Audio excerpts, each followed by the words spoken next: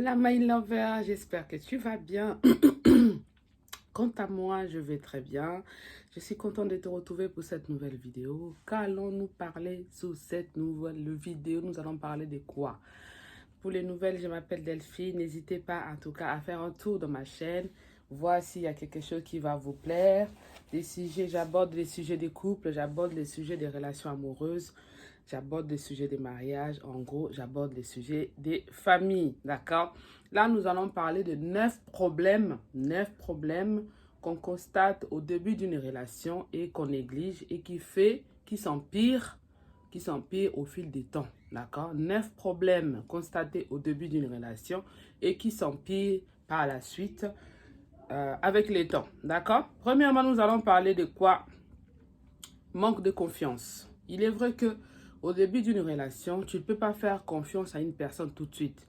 La confiance vient avec les temps.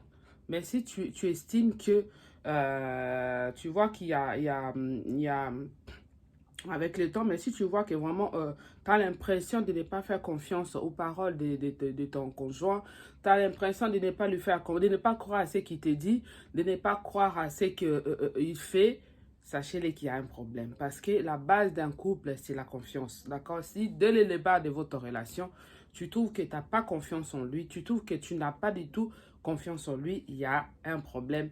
Et ces problèmes, si tu ne les règles pas maintenant, ça va persister et ça risque de détruire votre couple au fil du temps. D'accord?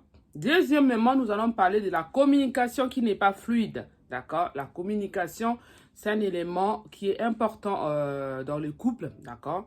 Dans une relation, communiquer est efficace. Établir une communication efficace et ouverte est quelque chose sur lequel vous devez travailler tout au long de la relation. D'accord? Même les couples heureux traversent des moments où ils ne communiquent pas bien. D'accord?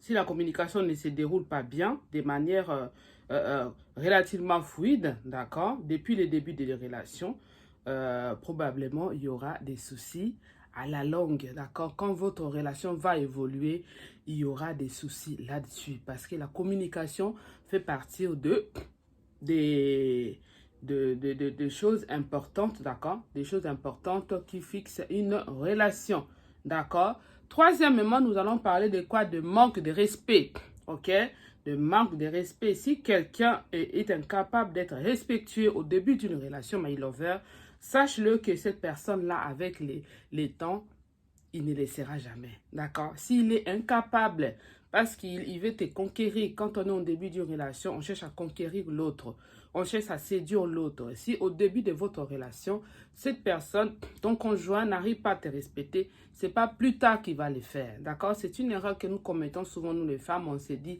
ah, il va changer, il est peut-être stressé. Non, my love, il y a des choses qu'il faut regarder au début d'une relation qui peuvent s'empirer avec le temps. Le manque de respect. Une personne qui te manque de respect au début de votre relation, fais attention, ça peut s'empirer au plus tard dans votre relation. Ça peut causer des problèmes. D'accord?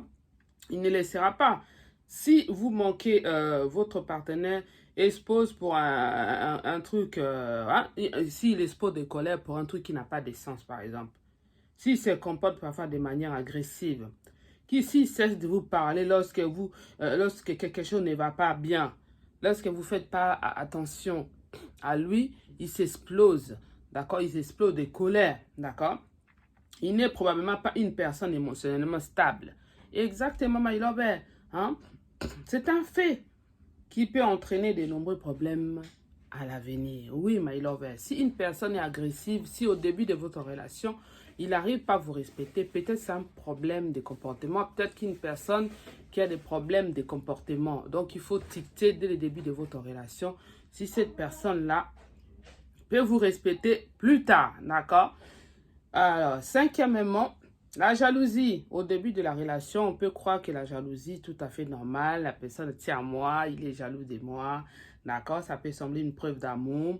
Mais avec le temps, vivre avec une personne qui est très jalouse, ça peut être stressant et épuisant. Oui, my lover, une personne qui est trop jalouse, ça peut être vraiment épuisant, hein, et stressant aussi.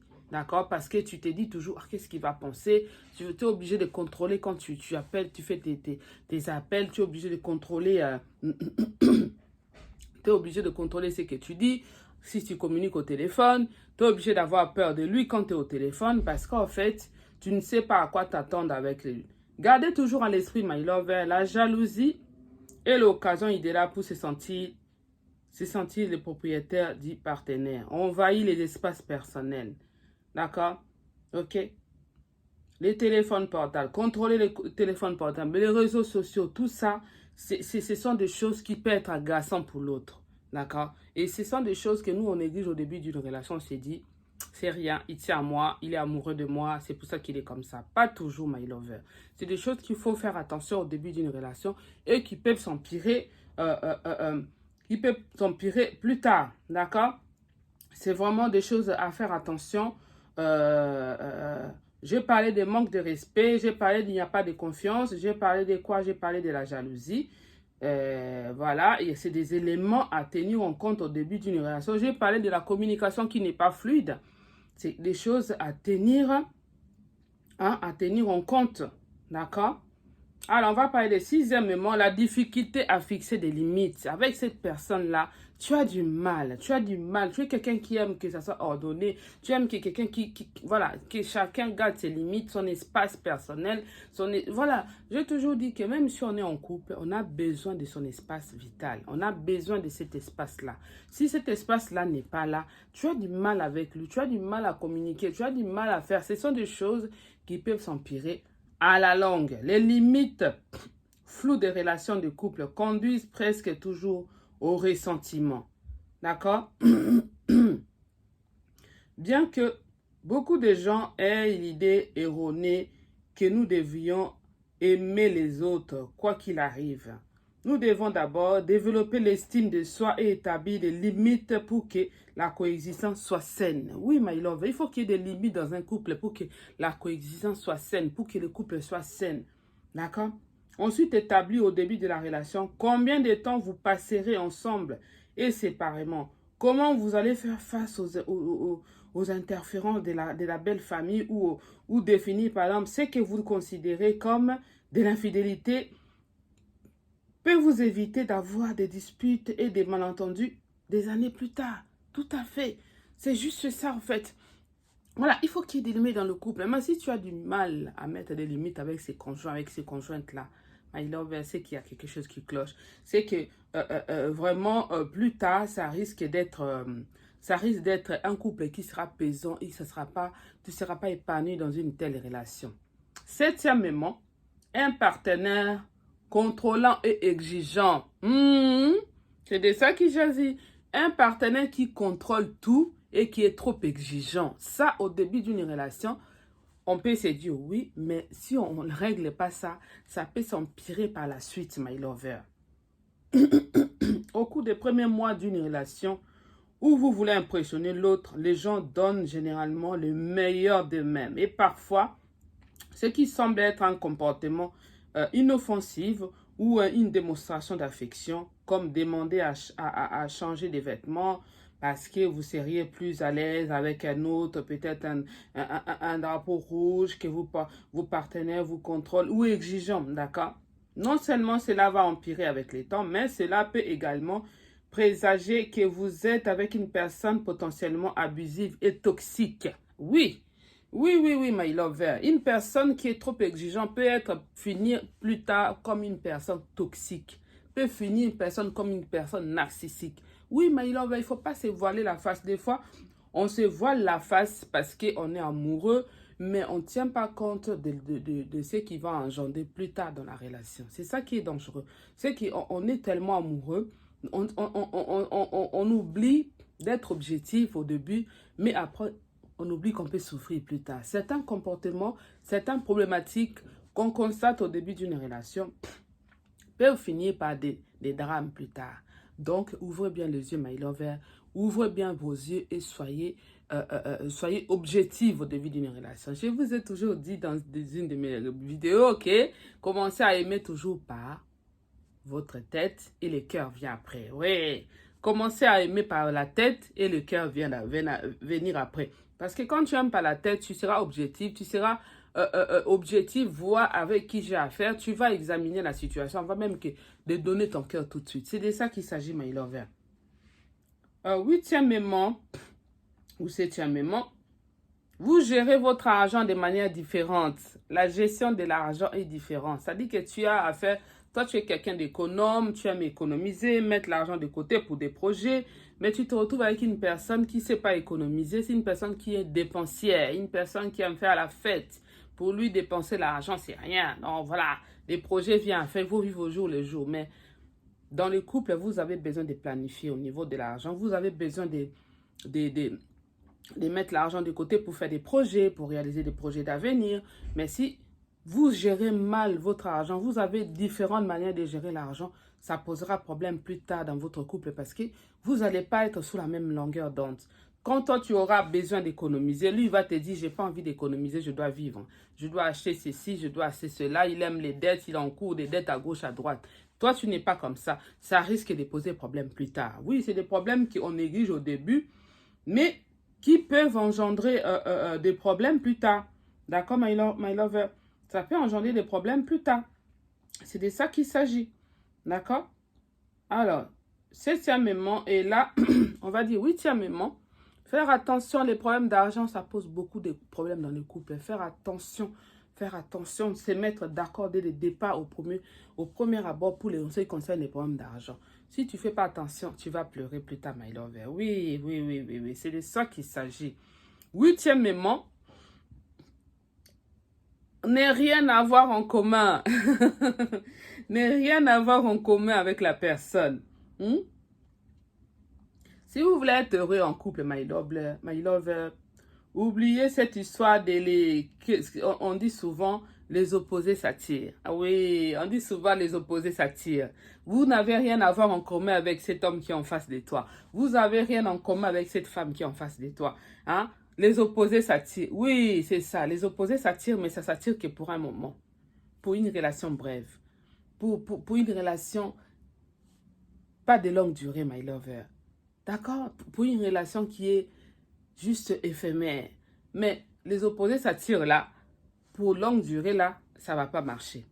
Oui, my lover. Ça ne va pas marcher. Cela peut fonctionner dans les relations éphémères, comme je viens de dire. Pas des relations à long terme. Si par exemple vous êtes un extraverti et qu'il est un introverti, si vous aimez explorer le monde et que votre partenaire est une personne qui aime rester à la maison, hein? Il est une casanière ou casanier. Toi, tu es une aventurière. Comment faire? Comment vous allez faire? Il y aura forcément un problème plus tard. Vous aurez forcément des ennuis plus tard parce que vous n'allez pas vous entendre sous ces points-là. Il est important de maintenir l'individualité de chacun, mais sans que cela ne signifie ne rien avoir en commun. Voilà. On est différents, ça c'est normal. Ça c'est normal, mais vous devez avoir quand même des points communs. Vous devez quand même être sous la même longueur d'onde dans un couple pour que ça marche. D'accord? Pour que ça marche, il faut qu'il y ait quand même une certaine coopération entre vous deux. C'est ça. Vous êtes des partenaires de vie. Donc si vous êtes opposés à tout, vous allez vivre comment? Dites-moi. Il n'aime pas les voyages, il n'aime pas la balade, il aime rester à la maison. Vous faites comment? Ce sont des problèmes qu'on néglige au début des relations, mais qui peuvent engendrer des problèmes plus tard. Neuvièmement et dernièrement, il n'y a pas d'alchimie sexuelle. Pas d'alchimie sexuelle, my lover. Hein? Pas d'alchimie sexuelle, tu fais comment? Si vous n'êtes pas sexuellement compatible, tu fais comment? Ces points-là, c'est vraiment pour les gens, voilà, pour les chrétiens, de toutes les façons, on se connaît que quand on est marié. Ces points d'alchimie sexuelle, c'est vraiment pour des gens qui n'attendent pas les mariages, qui se disent que, voilà, nous, on n'a pas besoin d'attendre des mariages, on va explorer le corps de l'autre avant des mariages. Mais pour les chrétiens qui craignent Dieu, c'est mieux d'attendre les mariages. C'est ces points d'alchimie sexuelle. Voilà ces 9 points que j'ai trouvé important à partager avec vous, my lover, de faire attention avec vous. Dans les débuts des relations, c'est vrai qu'on néglige beaucoup de choses et qui peut engendrer des problèmes plus tard dans le couple. Faites attention, étudiez ces 9 points et voyez si ce que je dis correspond. Peut-être que vous avez déjà vécu ça. Peut-être qu'une amie a déjà vécu ça ou est en train de vivre ça. Partagez la vidéo, ça peut interpeller quelqu'un, ça peut aider quelqu'un. Partagez la vidéo. Si la vidéo vous a parlé, laissez-moi un like, hein, partagez.